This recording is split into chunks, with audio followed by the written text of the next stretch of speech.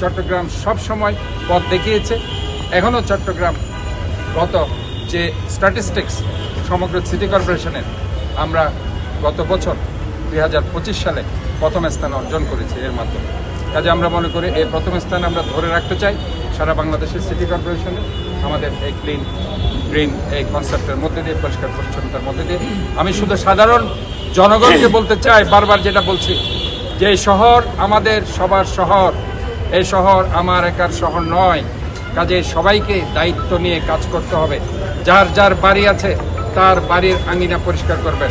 বাড়ির সামনে যদি নালা থাকে, একদিন শনিবার আপনারা গোসল করার আগে সকালে যে ব্যায়াম করতে যান, ব্যায়াম করার সময় আপনারা এই নালাগুলোকে ক্লিন করে আসবেন।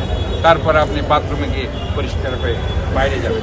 কাজেই মনটাকে ভালো লাগবে যে আপনি শহরের জন্য, আপনি একজন নাগরিক হিসাবে আপনার দায়িত্ববোধ থেকে আপনি কিছু করতে পেরেছেন। আমি এটাই জনগণের উদ্দেশ্যে বলতে চাই এবং আবারও বলতে চাই, এই শহর আমাদের সবার শহর। এই শহরকে আমাদেরকে সবাই মিলে পরবর্তী প্রজন্মের জন্য একটি বাসযোগ্য শহরে পরিণত করতে